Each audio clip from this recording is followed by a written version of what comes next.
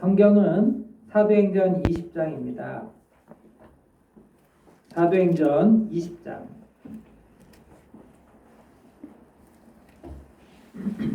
20장 17절부터 24절까지 말씀입니다. 사도행전 20장 17절부터 24절까지 말씀을 다 같이 한번 읽어보도록 하겠습니다. 17절부터 24절까지 시작. 바울이 빌립보에서 사람을 에베소로 보내어 교회 장로들을 청하니 오매 그들에게 말하되 아시아에 들어온 첫날부터 지금까지 내가 항상 여러분 가운데서 어떻게 행하였는지를 여러분도 아는 바니 곧 모든 겸손과 눈물이며 유대인의 간교로 말미암아 당한 시험을 참고 주를 섬긴 것과 유학한 것은 무엇이든지 공중 앞에서나 각 집에서나 거리낌 없이 여러분에게 전하여 가르치고 유대인과 헬라인에게 하나님께 대한 회개와 우리 주 예수 그리스도께 대한 믿음을 증언한 것이다. 보라, 이제 나는 성령에 매여 예루살렘으로 가는데 거기서 무슨 일을 당할지 알지 못하노라. 오직 성령이 각 성에서 내게 증언하여 결박과 환난이 나를 기다린다 하시나 내가 달려갈 길과 주 예수께 받은 사명 곧 하나님의 은혜의 복음을 증언하는 일을 마치려 하면은 나의 생명조차 조금도 귀한 것으로 여기지 아니하노라. 아멘. 물 좀 먹고.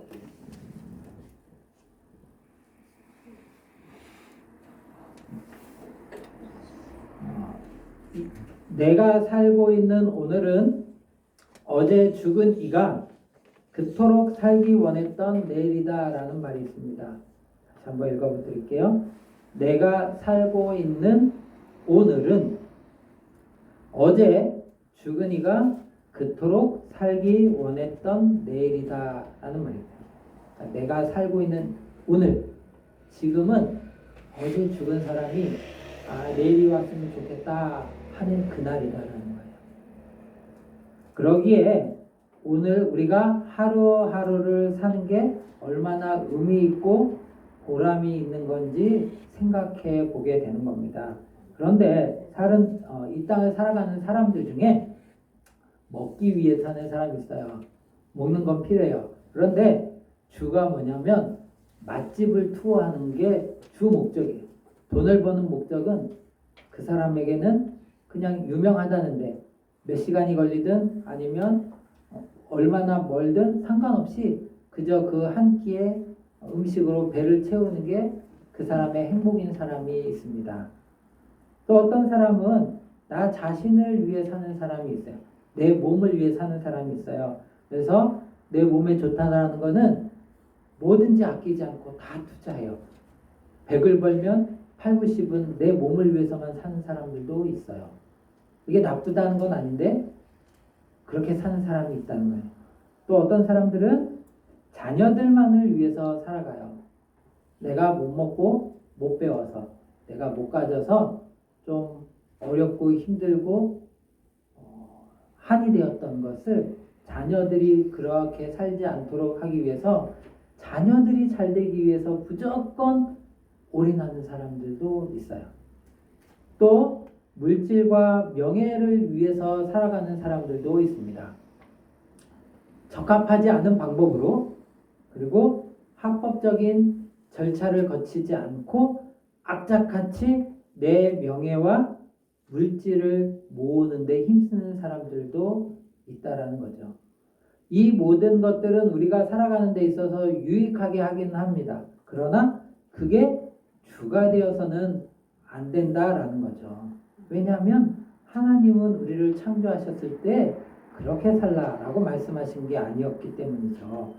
그러면 이렇게 사는 게 아까우면 그러면 어떻게 살아가는 게 좀 더 의미 있고 가치 있고 보람되고 기쁨의 삶을 살아갈 수 있는가? 오늘 본문을 통해서 그것을 우리가 같이 한번 생각해 보려고 합니다. 하여 오늘 은총교회 성도님들과 본문 그리고 사도 바울의 삶을 통해서 우리가 어떻게 살아가는 게 하나님 앞에서 의미 있고 기쁘고 가치 있는 삶인지를 생각해 보면서 우리를 죄에서 구원하여 주신 하나님께 기쁨이 되는 삶을 살아가기로 다시 한번 결단하고 헌신하는 우리 모두가 되기를 주님의 이름으로 축복합니다. 에베소 장로들이 바울이 있는 밀레도로 오는데 수일이 걸렸습니다. 왜냐하면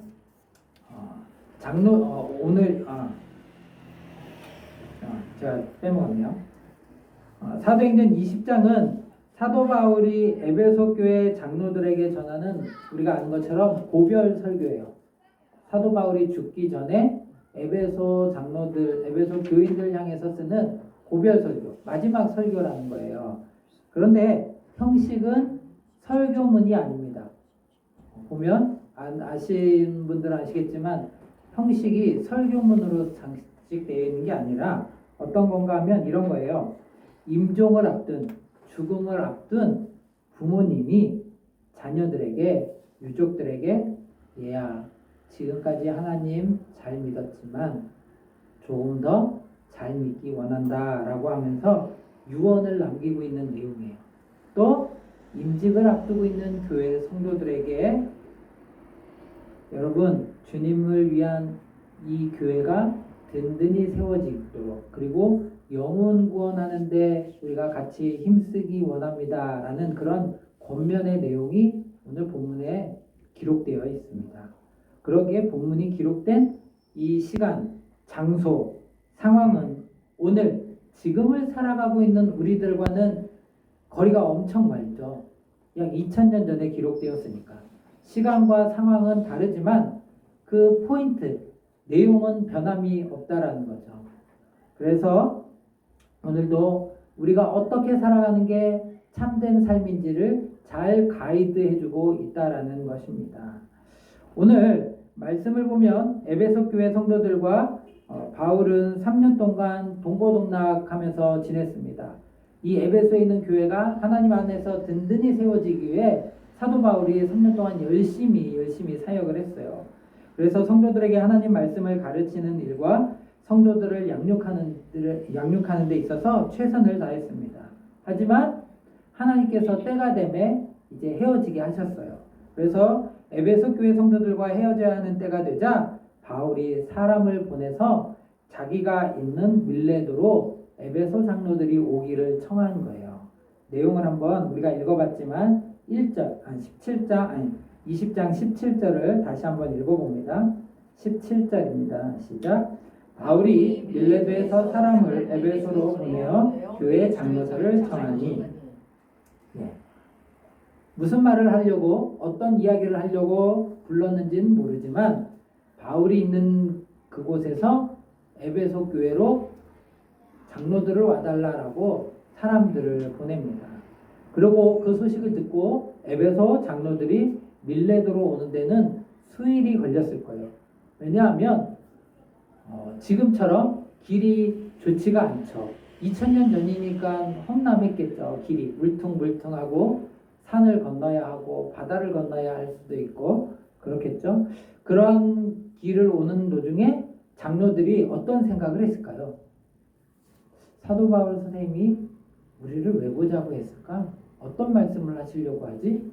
궁금증을 가지고 수일을 걸어서 이렇게 왔겠죠.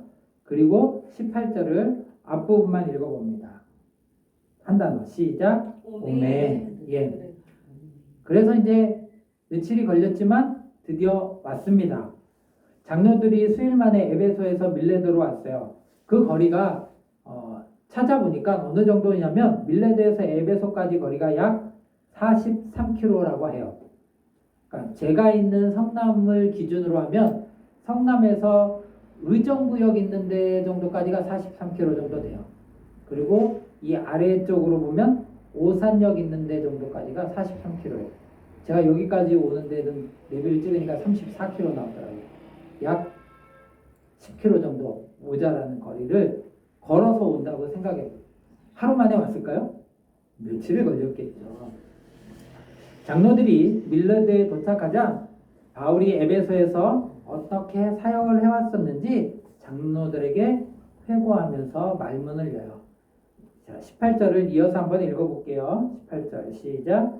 그들에게 말하되 아시아에 들어온 첫날부터 지금까지 내가 항상 여러분 가운데서 어떻게 행하였는지를 여러분도 아는 바니 3년 동안 내가 여러분들과 어떻게 목회를 해왔는지 여러분들이 봐서 알고 있습니다 라고 말을 시작합니다. 나는 주님과 사람 앞에서 한치의 부끄러움 없이 언제나 내가 주어진 상황 속에서 최선을 다해서 목회하고 돌아봤습니다 라고 이야기를 하는 거죠. 그렇다면 바울이 에베소에서 어떻게 사역을 했고 어떠한 모습으로 지냈는가 19절을 한번 볼까요? 이 19절이 오늘을 살아가는 우리들에게 하나님이 주시는 말씀이다 라고 생각을 해요.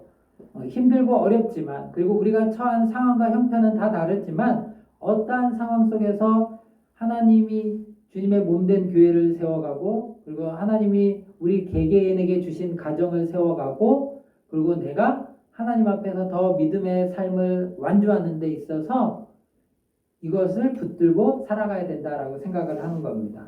19절을 읽어봅니다. 시작. 곧 모든 겸손과 눈물이며 유대인의 관계로 말미암아 강한 시험을 참고 주를 섬긴 것과. 첫 번째, 바울의 모습은 3년 동안 목회하면서 어떠한 모습이 있었냐면 하나님과 성도들 앞에서 첫 번째 19절 읽어본 것처럼 겸손했다라고 말합니다. 사도 바울이 어땠다고요? 겸손했다라고 해요. 바울은 자기 자신을 드러내거나 자기의 권리를 주장하지 않았습니다. 바울은 오로지 하나님이 원하시고 하나님이 기뻐하시는 사역이 되기를 소망했기 때문에 사역하는 내내 자기의 이름이 드러나거나 자기의 욕심을 채우려 하지 않고 겸손히 주님만 드러냈습니다. 그러나 우리가 아는 바와 같이 사도 바울은 자신의 이름을 드러낼 배경이 너무나도 많은 사람이었어요. 어떤 것이 있었냐면 그는 바리새인 중에 바리새인이었다라는 자신의 종파를 자랑하지 않았고 베냐민 지파라는 가문도 자랑하지 않았어요. 그리고 가말리알 문화에서 공부했다는 학벌도 자랑하지 않았습니다. 또 율법으로도 흠이 없는 자라는 신앙도 자랑하지 않았어요. 200년 전만 해도 한 150년 전만 해도 우리나라에는 선비, 그죠? 선비가 있었고 그리고 종, 하인, 노인이 있었어요. 계급이 있었어요. 그래서 계급으로 인해서 그 계급 선비는 양반은 그 가문을 이어가기 위해서 사람을 구별해서 그 며느리나 아니면은 아내를 고를 때 급이 맞는 사람들을 취했습니다. 그게 중요했기 때문에. 그런데 오늘 바울은 보니까 자랑할 것들이 너무나도 다른 사람들이 봤을 때는 이거를 중요하게 여기는데 사도 바울은 그것을 중요하게 여기지 않았다라고 이야기를 하고 있습니다. 그러면 왜 바울은 자신의 이러한 배경들이 다른 사람들이 봤을 때 중요하고 드러낼 만한 건데 그것을 왜 드러내지 않고 살아갔을까? 빌립보서 3장 7절과 8절을 보면 빌립보서 3장 7절 8절에 보면 이렇게 말씀하고 있어요. 그러나 무엇이든지 내게 유익하던 것을 내가 그리스도를 위하여 다 해로 여길 뿐더러 8절 또한 모든 것을 해로 여김은 내 주 그리스도 예수를 아는 지식이 가장 고상하기 때문이라. 내가 그를 위하여 모든 것을 잃어버리고 배설물로 여김은 그리스도를 얻고. 사도 바울이 자기 자신을 드러내지 않았던 것은 자랑하지 않았던 것은 한마디로 뭐냐면 예수 그리스도 때문에 그것을 드러냈을 때에 예수 그리스도가 내 안에서 살아 역사하시지 못하면 난 이게 자랑할 게 아무것도 없다라고 이야기를 하는 거예요. 내가 그것을 자랑하지 않았을 때 내 안에 예수 그리스도가 드러나게 되면 난 그걸로 만족한다라고 고백하고 있는 겁니다. 바울은 자신의 배경과 지식이 복음을 전하는 데 있어서 자랑이 될 수 없었던 것은 예수 그리스도의 복음을 아는 것이 가장 귀하고 가장 가치 있기 때문이었다라고 고백합니다. 하여 예수 그리스도의 복음 때문에 예수 그리스도의 복음을 위하여 사도 바울은 자신의 배경이 자랑이 되지 않기를 소망했던 겁니다. 오늘 말씀 제목이 그래서 복음 때문에 복음을 위하여라고 고백을 합니다.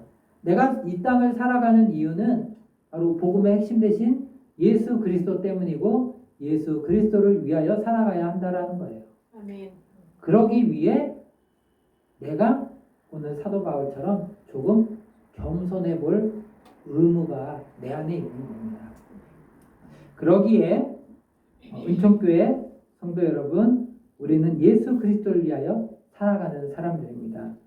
여기에 우리는 복음 때문에 선택받은 사람이다라는 것을 기억해야 해요. 그러기에 우리는 외모와 물질을 자랑하지 아니하고 우리의 신분과 직책을 자랑하지 아니하고 그리고 나의 신앙 경력과 가문을 자랑할 이유가 없는 것이에요. 왜냐하면 예수 그리스도가 그것을 기뻐하지 않기 때문입니다.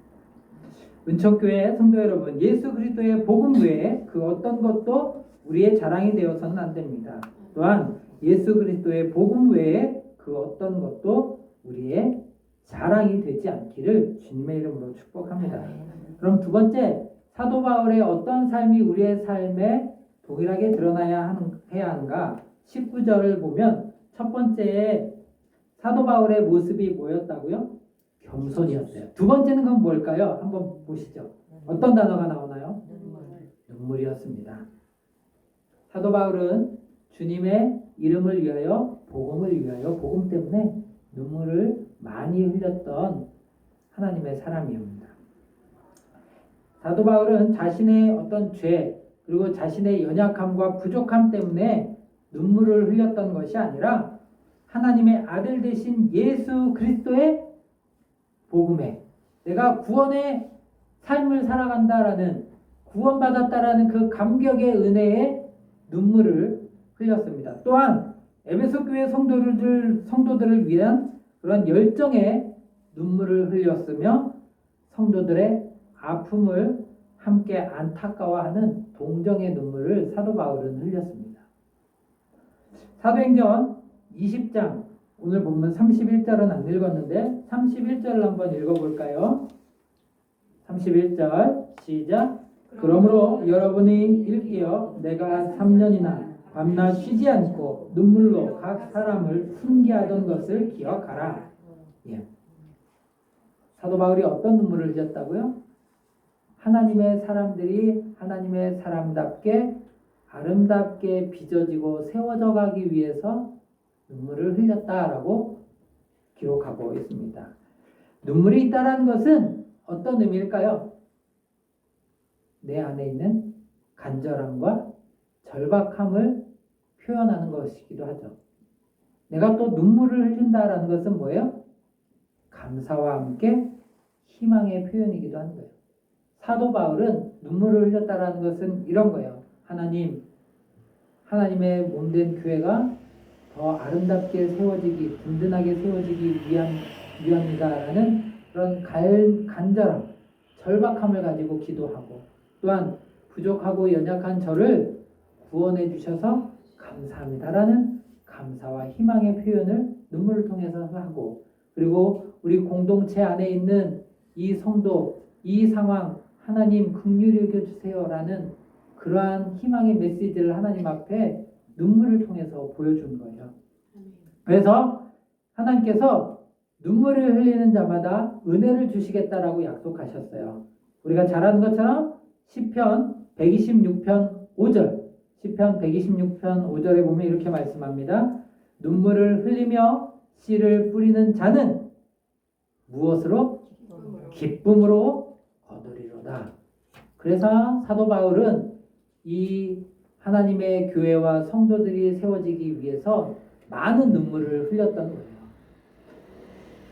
우리가 성경을 찾아보면 눈물을 흘렸던 사람의 이야기가 몇 군데 기록되어져 있는데 오늘은 한 군데만 보면 열왕기하 20장을 보면 히스기야 왕이 나옵니다. 근데 그가 어느 날 병에 걸려서 죽게 되었어요.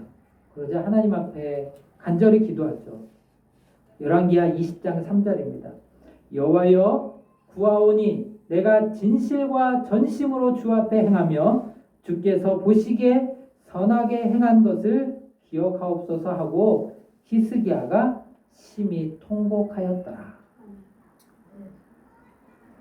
뭐라고 고백해요? 내가 하나님 앞에 하나님의 말씀대로 어떻게 살아갔는지 아시죠? 하나님, 저를 봐주세요. 눈물을 흘리며 기도하는 것. 어떻게 됐을까요? 5절 다윗의 하나님 여호와의 말씀이 내가 내 기도를 들었고 내 눈물을 보았노라. 내가 너를 낫게 하리니. 아멘. 하나님이 무엇을 보셨어요? 그의 눈물. 다른 말로 하면 그의 간절함을, 절박함을 하나님이 들으셨어요. 그리고 하나님이 덤으로 은혜를 주셔요. 6절에 치료하실 뿐만 아니라 내가 내 날에 15년을 더할 것이며 내가 너와 이 성을 아수르 왕의 손에서 구원하고 내가 나를 위하여 또 내 종 다윗을 위함으로 이 성을 보호하리라. 하나님이 생명을 15년 연장해 주실 뿐만 아니라 적군의 손에서 그를 지키시고 보호하시고 이 성과 함께 해주시겠다라고 하나님이 약속하셨어요. 여러분, 하나님 앞에 우리 같이 눈물을 흘립시다. 그러면 하나님이 그 눈물, 그리고 눈물 안에 있는 내용을 하나님이 기억하시고 들으시고 보시고 하나님께서 은혜를 더하여 주신다고 말씀하십니다. 은총교회 성도 여러분, 죄인된 나를 구원하여 주신 하나님께 감사의 눈물을 흘립시다. 그리고 교회의 부흥과 회복을 위한 열정의 눈물을 흘립시다. 그리고 우리 공동체 안에 있는 연약한 성도들과 상황들을 돌아보며 흘리는 동정의 눈물이 있기를 축복합니다. 세 번째, 그러면 사도 바울의 어떠한 모습이 우리의 삶에 필요한가? 세 번째를 한번 19절 다시 한번 보면 어떤 것이 있을까요? 첫 번째는 겸손, 두 번째는 눈물, 세 번째는 시험을 참는 거예요. 이 땅을 살아가면서 육체를 가진 우리는 늘 영적인 공격이 있어요. 우리가 하나님의 말씀대로 살아가지 못하도록 넘어뜨리려고 하는 시험이 우리 안에 있다라는 거예요. 그것에 우리가 넘어지지 않아야 한다라는 거죠. 영적으로 깨어 있어야 하는 거죠. 시험을 참고 더 중요한 것은 끝까지 주님을 섬기는 것이에요.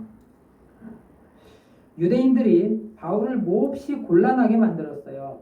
사도행전 20장 3절을 한번 볼까요? 사도행전 20장 3절 같이 읽어봅니다. 시작. 거기 석 달 동안 있다가 배 타고 수리아로 가고자 할 때에 그때 유대인들이 자기를 해하려고 공모함으로 마게도냐를 거쳐 작정하니. 유대인들이 바울을 해하려고 공모했다. 같은 유대인 사람들이 바울을 어렵게 했다라고 기록하고 있어요. 바울은 복음을 전하는 날부터 죽는 날까지 고난의, 아픔의 연속이었던 거 아시죠? 우리가 아는 것처럼 옥에 여러 번 갇혔어요. 예수님을 위해 산다고. 그리고 40에서 한 번 가만 39번 맞는 매를 5번이나 맞았습니다. 그리고 돌에 맞기도 하고 배가 3번 파손되기도 하고 못 자고 줄이고 목마르고 춥고 헐벗은 삶을 살아갔다라고 성경에 기록되어 있어요. 이런 고난들로 인해 바울이 어떻게 고백하고 있는가 하면 고린도후서 1장 18절에 이렇게 고백합니다. 그의 삶이 얼마나 힘들었는지 고린도후서 1장 18절에 형제들아 우리가 아시아에서 당한 환난을 너희가 모르기를 원하지 아니하노니 힘에 겹도록 심한 고난을 당하여 살 소망까지 끊어지고 끝에 뭐라고 말하냐면 살 소망이 없다. 그렇게 힘들었다라고 사도 바울은 기록하고 있어요. 바울은 복음 때문에 복음을 위하여서 수많은 시험과 고난과 어려움과 환난이 있었다. 그래서 나는 이것 때문에 살 희망, 소망이 없어요 라고 기록을 하고 있습니다. 혹시 여러분 중에 바울과 같이 복음 때문에 복음을 위하여 핍박과 고난과 어려움을 당하고 계신 분이 계십니까? 그분에게 주님의 은혜가 있기를 축복합니다. 바울은 살 소망이 끊어질 지경에도 변함없이 복음을 전하고 끝까지 주님을 섬겼다라고 기록하고 있습니다. 그러면 섬긴다라는 게 어떤 의미일까요? 여기 19절에 기록되어 있는 것처럼 섬긴다라는 건 어떤 의미인가? 이것을 우리가 알고 있는 롯의 고백으로 한번 표현을 해보면 구약 성경에 등장하는 여성 롯기서 1장 17절에 보면 이렇게 고백합니다. 어머니께서 죽으시는 곳에서 나도 죽어 거기에 묻힐 것이라 내가 죽는 일 외에 어머니를 떠나면 여호와께서 내게 벌을 내리시고 더 내리시기를 원하나이다 라고 말씀하고 있어요. 즉 섬긴다라는 것은 한결같다라는 거예요. 그리고 겸손히 살아간다라는 거예요. 그러니까 내게 유익함이 있고 내게 좋은 것이 있을 때만 따르는 게 아니라 내가 예수 그리스도를 나의 삶의 구주로 영접하고 살아가기로 작정한 그날부터 주님이 다시 오시는 그날까지 내 상황과 처지와 형편과 감정이 어떠하든지 그것에 영향을 받지 않고 오직 주님만 바라보고 살아가겠습니다 라고 이야기하는 룻의 고백이 우리의 고백이 되어야 하고 그런 게 한결같다라고 이야기할 수 있는 거죠. 그러기에 사도 바울은 장소를 불문하고 사람들에게 주인으로 모시고 살아가면서 복음을 전하는데 열심이었어요. 20절 한번 읽어보겠습니다. 오늘 20장 20절 시작. 유익한 것은 무엇이든지 공중 앞에서나 각 집에서나 거리낌이 없이 여러분에게 전하여 가르치고. 바울은 그렇게 한결같이 주님을 모시고 살아가면서 복음을 위해서 살아가면서 무엇을 했냐면 집에서나 공중 앞에서나 거리낌 없이 무엇인가를 가르치는 일에 열심이었다라고 기록하고 있습니다. 그러면 사도 바울이 무엇을 가르쳤는가? 21절을 한번 보겠습니다. 21절 시작. 유대인과 헬라인들에게 하나님께 대한 회개와 우리 주 예수 그리스도께 대한 믿음을 증언하는 것이야. 사도 바울이 전하고 가르쳐준 게 크게는 이것이에요. 첫 번째, 하나님께 대한 회개. 즉, 내가 오늘 이전에 예수 그리스도를 나의 삶의 구주로 모시고 살아가기 이전의 삶을 되돌아보면서 하나님 앞에서 바르게 살지 못하였던 것을 여러분 회개하십시오. 그리고 내가 이제는 예수 그리스도를 구주로 모시고 살아가기로 작정했으니 그렇게 살아가겠습니다 라는 믿음의 삶을 고백하십시오 라고 이야기를 하고 있는 거예요.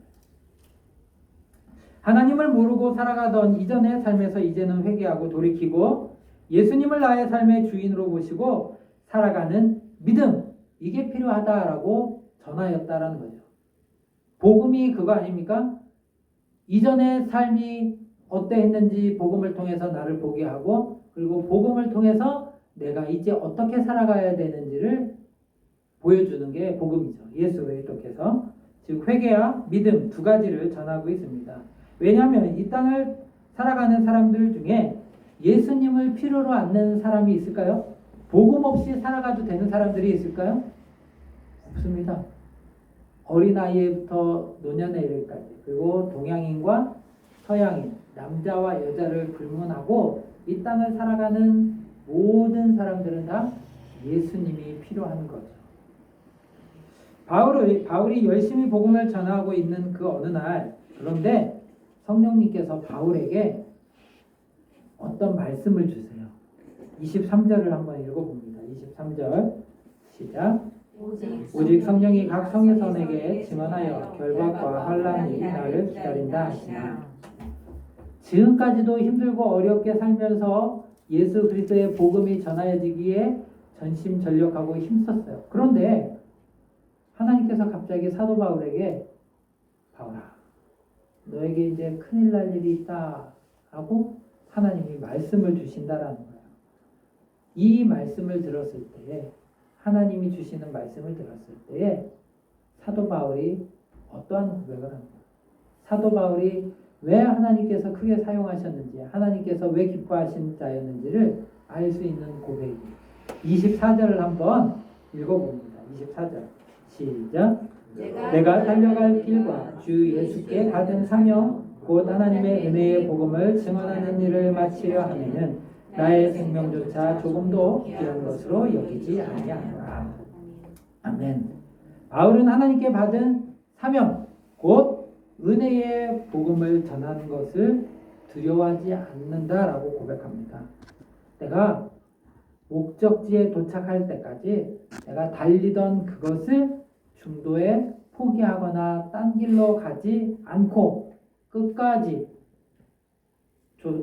종착역에 도착할 그때까지 경주한 것을 끝내지 않겠다. 그게 내 사명이다 라고 사도 바울은 고백합니다. 사명, 한자입니다. 한자. 그죠? 사명을 한자로 뭐라고 말하냐면 심부름사의 목숨명이에요. 즉 목숨을 받고 하나님께로부터 받은 내 역할, 해야 한 일, 이게 사명이에요. 하나님으로부터 심부름을 받았는데 그 심부름을 내가 목숨이 닿을 그때까지 지킨다라는 게 사명이라는 거죠. 바울이 말하는 사명, 핵심은 아까 이야기 드렸던 것처럼 복음의 핵심은 하나님의 은혜라는 거예요. 내가 열심히 일을 했어요. 열심히 일을 했는데 월급을 받기로 했는데 내가 월급 받기로 했던 것보다 회사에서 더 많은 월급을 측정해 줬어요. 그게 은혜죠. 하나님은 내가 죽을 수밖에 없는데 죽을 수밖에 없는 나를 예수 그리스도를 통해서 나를 살려주셨어요. 그게 은혜인 거죠. 우리는 죄로 인해 하나님의 심판을 받은 사람들입니다. 하지만 하나님은 우리를 사랑하셔서 예수 그리스도를 이 땅에 보내주시고 예수님께서 나를 위해서 십자가에서 죽으신 것과 부활하셨다는 그 사실을 믿는 자들에게는 내 안에 있는 모든 죄와 문제를 해결해 주셨습니다. 이 사실을 믿는 이들에게 하나님께서 우리에게 주시는 것이 있는데 그게 영원한 생명입니다. 여러분, 이것이 우리에게 하나님의 은혜로 주어졌습니다 라고 사도 바울이 전하고 있는 거예요. 그리고 그 은혜가 오늘을 살아가는 2000년이 지난 지금도 살아가고 있는 우리들에게 동일하게 하나님이 주시고 있는 것이다라는 거죠. 예수님의 보혈을 믿으면 누구나 죄로부터 자유하고 하나님의 자녀가 되었다라는 이 사실이야말로 하나님의 은혜 아닙니까? 내가 무엇을 해야 복을 받고 은혜를 받는 게 아니고 구원을 받는 게 아니고 그냥 예수님을 나의 삶의 주인입니다. 예수님 없이는 살아갈 수 없는 연약한 자입니다. 라는 믿음의 고백을 하기만 하면 된다는 거예요. 다른 종교들처럼 내가 어떤 고행을 해야 되고 뭔가 절약을 해야 되고 내가 무언가 액션이 있어야 행동이 있어야 구원받는 게 아니라 예수님이 하신 것, 하나님이 나에게 주신 것을 믿고 그것을 고백하기만 하면 내 안에 주시는 은혜가 있게 된다라는 것입니다. 예수님의 보혈을 믿으면 누구나 죄로부터 자유하고 하나님의 자녀가 될 수 있는 것입니다. 말로 표현할 수 없는 놀라운 하나님의 은혜가 지금 우리에게 임했다라는 이 사실이야말로 기쁜 소식이요, 그리고 그게 복음이다라고 사도 바울이 전하고 있습니다. 그래서 바울은 복음을 위해 내가 죽고 사는 것이 문제가 아니라 나의 목숨은 복음을 전하는 것에 있는 거지, 내가 복음을 언제까지 누구에게 어떻게 전해야 된다, 그거는 내 손에 있는 게 아니다 라고 하면서 하나님이 나를 오늘까지만 살게 한다라면 그것은 나에게 그것으로 족하다라고, 그러면서 나는 죽는 그날까지 오직 복음만 전해지길 원하노라 라고 고백하고 있는 것입니다. 복음이 전해질 수만 있다면 내 모든 수고와 아픔과 고난과 그리고 죽음도 두렵지 않다라고 고백을 합니다. 은총교회 성도 여러분, 혹시 복음을 위해 당하는 고난이 있습니까? 하나님의 은혜의 복음을 생각하십시오. 복음을 위해 당하는 슬픔이 있습니까? 하나님의 은혜의 복음을 기억해 보십시오. 복음을 위해 당하는 아픔이 있습니까? 하나님의 은혜의 복음을 떠올려 보십시오. 그때 어떻게 사는 것이 내 삶에 의미 있고 가치 있는 것인지, 하나님이 기뻐하시는 삶인지 깨닫게 됩니다. 하나님을 사랑하고 하나님을 예배하며 그리고 하나님 나라가 확장되어지기 위해 수고하고 애쓰시는 은총교회 성도 여러분, 복음을 전하다가 죽음이 찾아온다 하여도 두려워하거나 회피하지 아니하고 죽는 그날까지 복음이 복음되기 위해, 복음을 전파하기 위해 힘썼던 바울의 삶을 떠올려 보면 우리가 해야 할 것이 있어요. 그것은 무엇일까요? 우리가 타국에 가서 바울처럼 복음을 전하지 못한다 할지라도 아직 예수 그리스도를, 즉 복음 없이 살아가고 있는 나의 가족, 그리고 나의 친구와 지인, 그들에게 복음, 예수 그리스도를 전해야 하는 것입니다. 설교를 마무리합니다. 바울은 복음을 위해 세 가지의 삶이 있었습니다. 비록 우리가 살아가고 있는 지금과 바울이 살았던 그 시대와는 분명한 차이가 있지만, 그래도 하나님이 우리에게 주시는 메시지는, 변함없는 메시지는 이것인 것 같아요. 첫 번째, 예수 그리스도를 위해, 주님의 복음을 위해 어떠해야 한다고요? 겸손해야 해요. 두 번째, 주님의 교회가 세워지고 하나님께서 택한 사람들이 세워지도록, 그리고 복음이 더 크게 일어나도록 주님 앞에서 믿음의 눈물을 흘려야 하는 것이고, 또한 끝까지 이 길을, 우리가 중도에 힘들다고 신앙생활하는 것을 저버리고 다른 데로 갈 수 없잖아요. 끝까지 참고 인내하며 주님의 은혜를 생각하며 주님의 몸된 교회와 하나님을 섬기는 것이 우리에게 필요합니다. 바울은 하나님의 은혜의 복음만이 길이요, 힘이요, 소망이요, 능력이 되어주심을 믿었기에 복음을 위해 살아가고 복음에 붙들려 살아가고 복음과 함께 살아갈 수 있었던 것입니다. 이 시간 주님께 예배하는 우리 한 사람 한 사람이 바울과 같이 예수 그리스도의 복음 때문에 예수 그리스도의 복음을 위하여 살아가기로 결심하고 헌신하고, 그리고 하나님의 몸된 교회를 세워나가기로 다짐하는 우리 모두가 되기를 주님의 이름으로 축복합니다. 기도하겠습니다.